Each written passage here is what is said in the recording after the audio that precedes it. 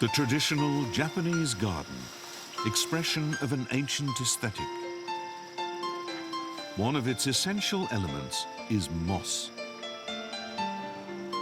This much-loved plant has added beauty to Japanese gardens from time immemorial. Ohara in the mountains above Kyoto. In this area, a place of prayer and retirement for ascetic Buddhist monks for over 1,000 years, the Sanzen-in temple is famous for its moss.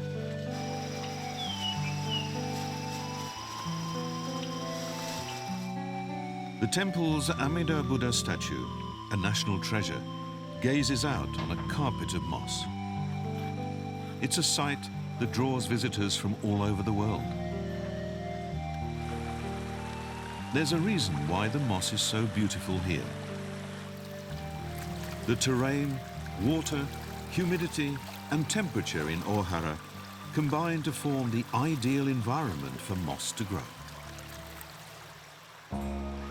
Moss is an ancient primitive organism that thrives on just sunlight and water. Japan is blessed with about 1,800 species of the plant. Japanese gardens are meant to be organic spaces, a home for moss, insects, and many other living creatures.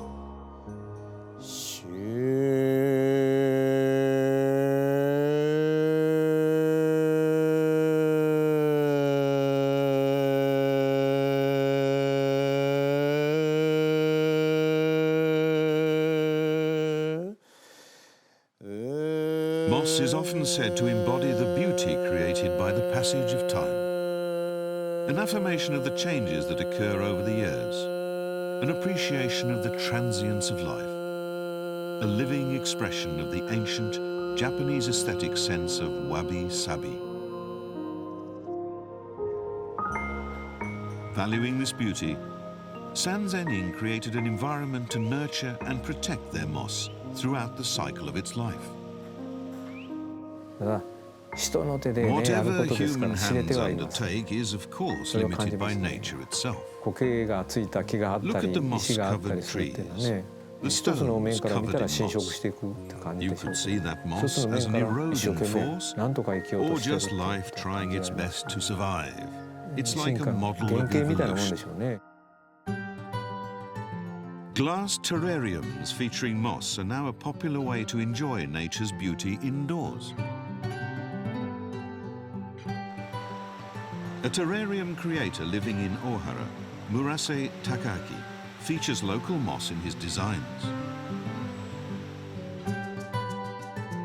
This series, using LED lighting in place of sunlight, he calls Space Colony.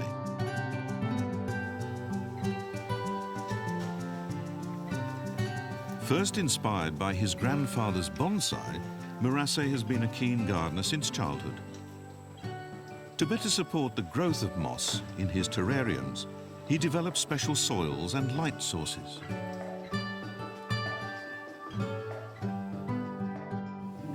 My life has been devoted to researching ways to sustainably cultivate moss.